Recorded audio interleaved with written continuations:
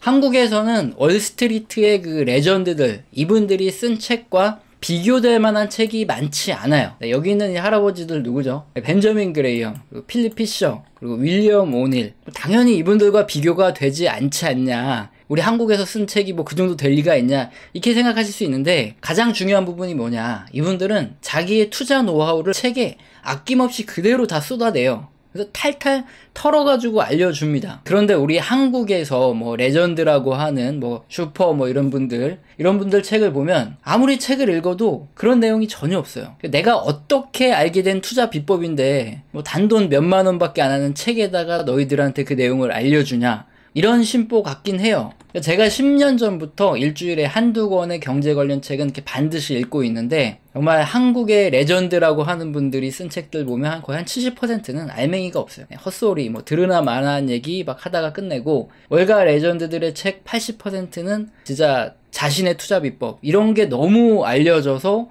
한 세대를 풍미하잖아요. 그렇게 한 10년 정도 유행하다가 유행이 바뀌고 나서야 그게 안 맞아 들어가고, 뭐 이 정도 수준입니다. 그런데 이 월가 레전드 분들은 왜 자기 자신의 투자 비법을 다 알려줄까요? 여기 요 할아버지가 경제학자 토머스 소웰이라는 분이에요. 만약에 당신이 사람들을 진심으로 돕고 싶다면 그들에게 당신이 알고 있는 진실을 말하세요. 그러나 만약에 당신 자신만 이롭고 싶다, 뭐 유명해지고 싶거나 그러면 사람들이 듣고 싶어하는 말을 하세요. 이렇게 말을 했습니다. 명예를 얻을 것이냐, 뭐 명성을 얻고 인기를 얻을 것이냐, 그 뜻이에요. 명예가 뭡니까? 도덕적, 인격적으로 인정받아서 내가 자부심을 가질 수 있는 이 공적, 성과, 이런 것들이잖아요. 그러다 보니까 투자 노하우를 그냥 제대로 알려준 겁니다. 진실을 말해줘서 사람들한테 많이 돈을 벌 수 있도록 도와주는 게 바로 이 월가 레전드들의 책이라는 거죠. 자, 그런데 한국 책인데 자기 노하우를 그대로 전부 알려주는 책이 있어요. 한국형 탑다운 투자 전략, FM 미디어에서 나왔고 이베스트 리서치 팀에서 쓴 책입니다. 자, 그럼 우리는 어떻게 해야 되죠? 노하우를 제대로 배워서 내 것으로 만들면 되는 겁니다. 자, 탑다운 투자 전략이라는 게 뭐냐? 거시경제죠. 우리가 흔히 매크로라고 부르는 이 흐름을 먼저 봐요. 그 다음에 투자할 시기인가 아닌가를 판단을 내릴 수 있는 거죠. 자, 앞으로 폭락할 것 같다 그러면 당연히 뭐 투자를 하면 안 되겠고요. 지금 상황은 안 좋은데 앞으로 주식시장이 올라갈 것 같다 그러면 이제 투자를 본격적으로 해야 되는데, 뭐 어디에 투자해야 되냐? 여기서 성장하는 산업을 찾는 거죠. 탑다운으로. 그 다음에 산업 찾았으면 성장 산업에서 거기 속한 기업 중에 뭐가 제일 좋을까? 이렇게 위에서 아래로 내려서 들어가는 방식을 탑다운 투자 전략이라 그래요. 책에서 얘기하는 첫 번째 내용을 설명을 드릴 건데, 자, 여러분 하나하나 잘 들으시면 분명히 피가 되고 살이 되는 그 실력을 업시키는 내용일 테니까 한번 잘 들어보세요. 먼저 자신만의 투자 전략을 수립하는 첫걸음은 사이클을 이해하는 겁니다. 우리나라 신용융자, 이 사이클인데요. 과거에 2007년 보시면은 적립식 열풍이 불 때 신용융자, 그러니까 빚을 내서 투자하는 우리나라 개인들이 엄청 많았어요. 빚이 늘어나고 나면 결국에는 어떻게 되죠? 폭락하죠. 그 다음에 2012년 이때 자문형 레버카운트가 또 돌풍을 일으켜가지고 또 B2가 늘어났다가 또 폭락했어요. 그 다음에 2015년 이때도 롱숏 헤지펀드가 확 올라갔다가 또 폭락하고, 코로나 때 한국형 사모펀드 뭐 액티브 ETF 이런 것들이 다시 한번 B2를 끌어들였다가 코로나로 폭락하고, 코로나 이후에는 이제 주식 유튜브 열풍이 일어나면서 사람들이 또 B2를 어마어마하게 했어요. 그러다가 또 다 망가지는 이런 사이클이 계속 있다는 겁니다. 그럼 우리는 어떻게 해야 되겠습니까? 신용융자가 너무 많다 그러면은 뭔가 이제 끝물이 다가오는구나, 이런 것들을 예측할 수 있는 이런 사이클이죠. 이건 예로 들은 건데, 사이클을 이해해야지만 자신만의 투자 전략을 짜고 그 미래를 예측해서 투자를 할 수 있다는 거예요. 자, 그런데 코로나 이후에 그 상승 사이클, 2020년 3월 4월 이후에 쭉 올라갔던 그 사이클이 좀 길어졌죠. 그러니까 사람들이 어떻게 생각을 했습니까? 사이클 따위는 없다. 계속 상승한다. 이 사이클이 파괴되었다고 착각을 했죠. 끝없이 가격은 올랐고 끝없이 자금은 유입됐으니까요. 그런데 단적으로 그냥 조금 이따 설명을 드릴 내용들 중에 하나인데, 노란 선이 코스피고요. 파란 선이 한국의 수출 증가율입니다. 2021년 5월 보면 한국의 수출 증가율이 점점 떨어지기 시작했어요. 이게 굉장히 부정적인 이슈예요. 조금 이따 자세히 설명드릴 텐데 이 이슈를 봤을 때는 주식을 매도해야 될 시점이 가까워 오는구나. 하지만 부정적인 이슈조차도 긍정적으로 해석하는 그런 국면이었다는 거죠. 그것뿐만은 아니죠. 우리나라는 수출을 중심으로 하는 작은 규모의 그런 개방 경제, 활짝 열려있는 이런 경제 구조예요. 그런데 글로벌 경기 선행지수, 경기를 뭐 한 6개월 이상 빨리 좀 알려주는 이런 지표, OECD 경기 선행지수가 있는데 G7이죠. 주요 7개국이다. 그럼 뭐 글로벌이라고 봐도 되는데 2021년 7월부터 역시나 똑같이 경기 선행지수가 꺾이기 시작합니다. 우리나라는 수출로 먹고 살기 때문에 수출 증가율이 점점 떨어지고 기업들의 매출 증가율이 떨어질 수밖에 없는 이런 상황이 2021년 7월 이후에 경제 지표에서 다 나타났다는 거죠. 그래서 주식시장이 계속 오를 때, 조금 길어질 때는 사이클이 파괴되었다고 착각하는 경우가 많은데, 근데 사이클은 역사적으로 반드시 돌고 돌아온다는 거죠. 상승이 있으면 반드시 하락이 있어요. 한국의 수출 증가율과 코스피의 주가 상승률이에요. 노란색이 코스피의 주가 상승률이고 파란색이 수출 증가율입니다. 거의 유사하게 움직이는데 파란색이 살짝 올라가더라도 코스피 주가 상승률이 빠르게 올라가는 경우가 있어요. 수출 증가율이 높아진다. 이 소리는 기업들이 매출 증가율이 빨라진다는 소리예요. 주식 투자를 하는 사람들의 입장에서 올해 매출이 뭐 50억 났는데 내년에 100억, 그 다음에 200억 이런 식으로 쫙쫙 올라가면 주가가 PER이 엄청 높아지겠죠. 기대감이 반영되니까. 그래서 주가 상승률이 훨씬 높아요. 반대로 수출 증가율이 떨어진다. 그럼 기업들의 매출도 올해 100억 났는데 내년에 90억, 뭐 80억, 70억 이렇게 떨어진다는 소리잖아요. 그럼 돈을 빼겠죠. 이렇게 수출 증가율과 주가 상승률은 거의 유사하게 움직이는데 주가 상승률이 훨씬 더 상승 하락이 크죠. 그렇다면 2021년에 우리나라 수출 증가율이 떨어지기 시작한다. 그러면 바로 눈치를 까고 주식을 매도했다면 그래도 좀 위험을 빨리 회피할 수 있지 않았겠나. 자, 다 지나간 건 어쩔 수 없고, 그리고 향후에 우리나라 수출 증가율이 이렇게 떨어지고 있는데 계속 떨어지다가 결국에는 이렇게 플러스로 이렇게 전환을 해가지고 가면은 그때는 뭐 한번 주식시장에 한번 질러볼 만한 그런 타이밍이 되겠죠. 또 하나가 있어요. 이게 한국의 수출 증가율이 높은 구간들 보면은 앞서 보여드린 대로 신용 융자도 증가해요. 대출 받아가지고 주식 투자하는 사람들이 수출 증가율이 높을 때 기가 막히게 같이 따라오더라 이겁니다. 그러면 어떤 현상이 일어납니까? 내수 기업이건 수출 기업이건 수출 증가율이 높고 신용 융자가 늘어나는 이런 시기, 즉 주식시장이 굉장히 뜨거워지는 시기에는 높은 밸류에이션을 받아요. 과열된다는 거죠. 그럴 때 이번만큼은 다르다. 모두 외치고 뭐 주식 몇천 간다 이렇게 외칠 때 이 매크로 지표죠. 신용 융자가 너무 많네. 아, 이거는 위험하다 싶을 때는 변곡점을 한번 생각해 보는 거죠. 신용 융자가 줄어든다.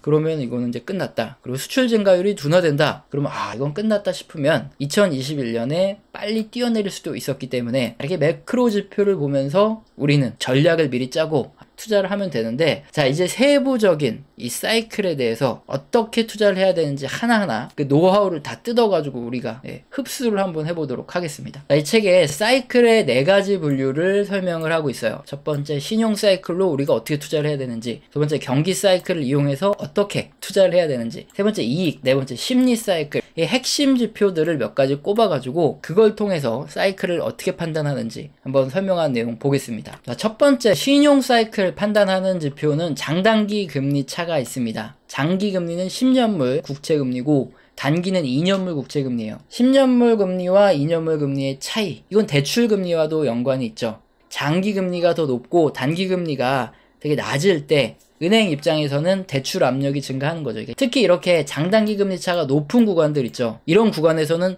은행들에서 미친 듯이 대출을 해주려고 할 수밖에 없죠. 이런 구간에 신용이 많이 늘어나고 대출이 증가하고 경제가 살아나요. 자, 그래서 우리 투자는 장단기 금리차가 높은 구간에서 계속 투자를 하다가 결국엔 이게 뚝 떨어질 수밖에 없어요. 뭐 인플레도 심해지고 하니까 단기 금리가 올라가니까. 그래서 우리 투자할 시기는 장단기 금리차가 높았다가 떨어지는 구간에 투자를 하고, 많이 떨어져서 뭐 한 1% 가까이 온다거나 1.5 정도 온다 그러면은 그때부터는 이제 뭔가 문제가 생겼다 생각하고 투자에 빠져나올 준비를 해야 되고, 역전되면은 뭐 거의 끝났다 이렇게 봐도 무방합니다. 보수적인 분들은 역전될 때 많이 빠져나오죠. 그래서 신용은 장단기 금리 차가 많이 벌어졌을 때 잘 증가하기 때문에 많이 벌어지고 이렇게 점점 떨어지는 구간에 투자를 해라, 이걸 알 수 있고요. 그 다음에 하일드 스프레드라는 게 있습니다. 비우량 기업들의 회사채, 자금 조달에 문제가 생길 경우에 이게 급등을 합니다. 그래서 폭락이라든가 침체가 왔을 때 보면은 하이드 스프레드가 급등을 해요. 그러니까 트리플 B 이하, 뭐 BB 요 정도 기업들에서 금리에서 이제 국채 금리를 빼면 이 값이 나오게 되는데, 이게 막 치솟았다는 소리는 그만큼 돈 빌릴 데가 없어서 비우량한 기업들은 굉장히 어렵다 이 뜻입니다. 똑같습니다. 하이드 스프레드가 높아졌다가 점점 낮아지는 구간에 투자를 하는 게 맞고요. 하이드 스프레드가 급등하려고 그러면은 이거는 뭔가 문제가 생길 수 있다, 조심해라, 이런 소리로 받아들이시면 돼요. 어떻게 투자에 도움을 받으면 되냐? 장단기 금리가 역전을 했어요. 그러고 나서 하이드 스프레드가 급증을 했다. 이 소리는 자금 경색, 주식시장에 폭락이 올 수 있어요. 그때는 매도 신호입니다. 그리고 두 번째, 경기 침체가 왔어요. 그래서 미연준의 기준금리가 인하되고 이제 완화되는, 돈을 막 풀어 제끼는 이런 현상이 발생했는데, 이후에 갑자기 하이드 스프레드가 떨어지기 시작합니다. 자, 그러면은 이때는 매수의 신호죠.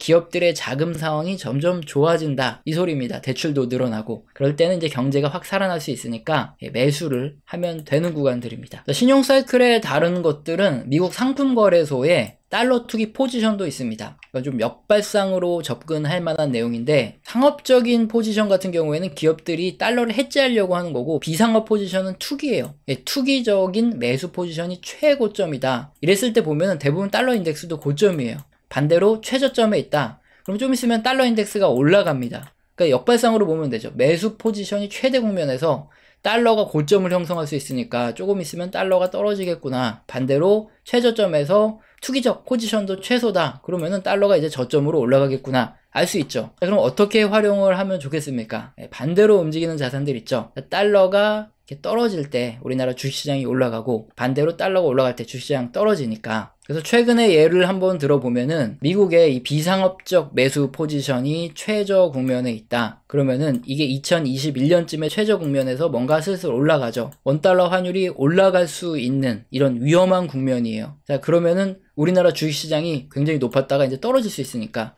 이때 주의를 했었어야 되는 거죠. 자, 다음으로 신용지표 중에 중국의 사회융자 총액이 있습니다. 뭐 다 딱 봐도 그렇지만 대출을 얼마나 많이 해줬냐고, 이게 똑같이 움직이는 게 신용융자 자극지수라는 거예요. 이게 그림이 신용융자 자극지수인데, 이게 올라가면 올라갈수록 융자를 많이 해준다는 뜻입니다. 그래서 이렇게 우상향할 때 우리가 돈을 많이 푸니까 사회융자 총액이 높아지니까 신흥시장의 주식을 매도하고요. 너무 많이 올라갔어요. 그러면 이제 조금 긴축을 하겠죠. 긴축 강도가 이렇게 높아질 수 있으니까 이제 우하향하는 이런 패턴, 신용이 점점 줄어드는 거죠. 우리나라 주식도 매도를 하는, 그리고 반대로 채권을 매수하는 이런 전략이 필요하고, 신용 사이클의 핵심은 경제는 신용이, 그러니까 부채가 증가하는 구간에 성장하고 주식도 상승한다. 한마디로 이렇게 볼 수 있죠.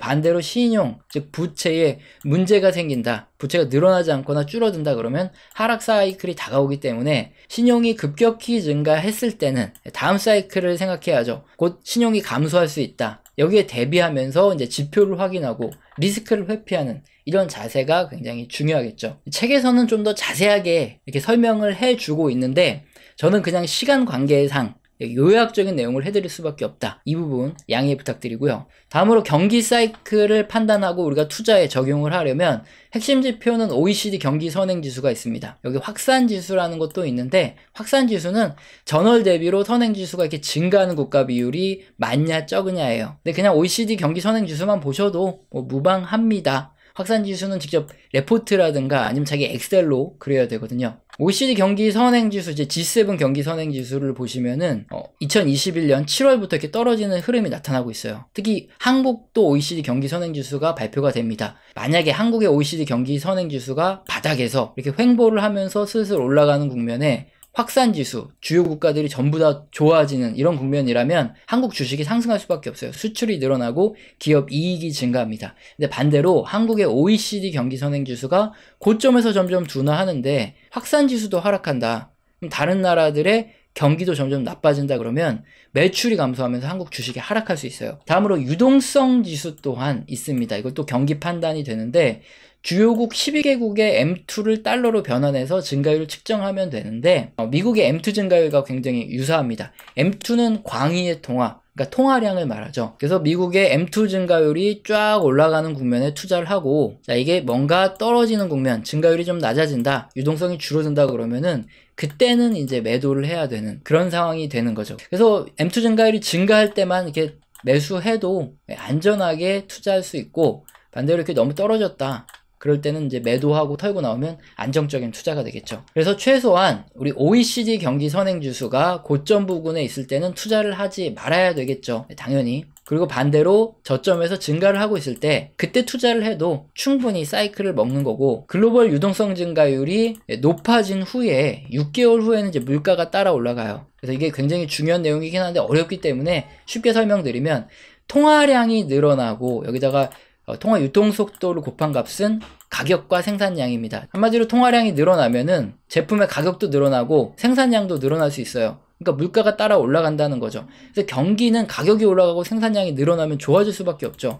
즉 통화량이 늘어나면은 한 6개월 정도 후에 유통 속도가 있으니까 경기가 좋아진다는 소리예요. 그래서 OECD 경기 선행지수 이 M2 통화량 증가율은 꼭 보고 투자를 하자, 이건 우리가 생각하시면 되고, 세 번째로 이익 사이클을 판단할 때 한국의 수출 증가율이 바로 이익 사이클입니다. 한국의 수출 증가율이 쭉 늘어나는 구간에 우리나라 기업들의 매출과 이익 증가율이 높아져요. 매출과 이익 증가율이 높을 때 직접 투자를 많이 하겠죠. 그러니까 한국의 수출 증가율이 높아지는 구간에 주가가 잘 올라가고, 떨어질 때 여지없이 주가가 떨어져요. 그리고 한국의 무역 수지도 이익과 연관이 되어 있습니다. 수출액에서 수입액을 빼면 무역 수지인데, 지금 무역 수지가 감소를 하고 있습니다. 적자 상태가 계속 유지되고 있어요. 이 무역 수지가 감소할 때는 우리나라 기업들의 매출 증가율도 하락할 가능성이 높다. 자, 이게 2021년부터 이렇게 점점 하락을 하기 시작했으니까, 자, 우리 최소한 이게 무역 수지가 추세적으로 증가할 때 그때 투자를 해야 되겠죠. 그래서 한국 기업들의 이익 증가 구간은 언제냐? 수출액 증가 구간과 일치합니다. 그래서 수출액 증가율이 높아질 때 매수하자. 자, 그리고 한국의 무역 수지는 수출액 마이너스 수입액이죠. 국제유가가 올라가면 수입액이 확 늘어나면서 이렇게 무역 수지가 적자를 보입니다. 그래서 무역 수지 상승률이 높아질 때 우리가 투자를 해야 되고, 또 가능하다면 원자재 가격이 좀 낮아지면 무역 수지가 좀 빨리 올라가겠죠.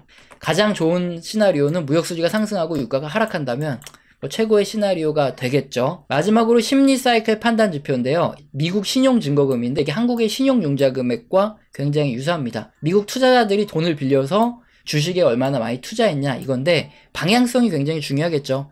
고점 찍고 점점 떨어지고 있다 그러면 이거는 주식을 매도해야 될 타이밍이다.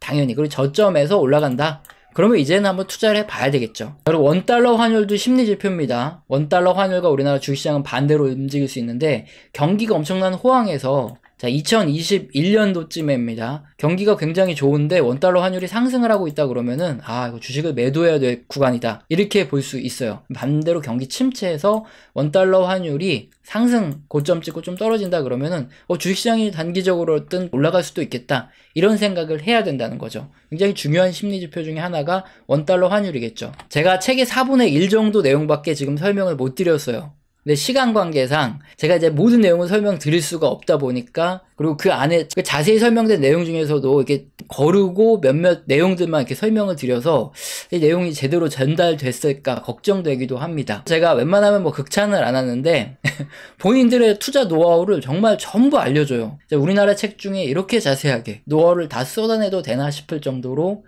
다 쏟아낸 책이라서, 제가 오늘 솔직히 마음 같아서는 전부 다 설명드리고 싶은데 4분의 1 정도 되는 내용만 그래도 추려서 설명을 드렸습니다. 오늘은 한국형 탑다운 투자 전략 FM 미디어의 책의 내용을 설명드렸습니다. 오늘 영상도 마음에 드셨다면 구독과 좋아요는 꼭 눌러주시고 지속적인 시청 부탁드립니다. 감사합니다.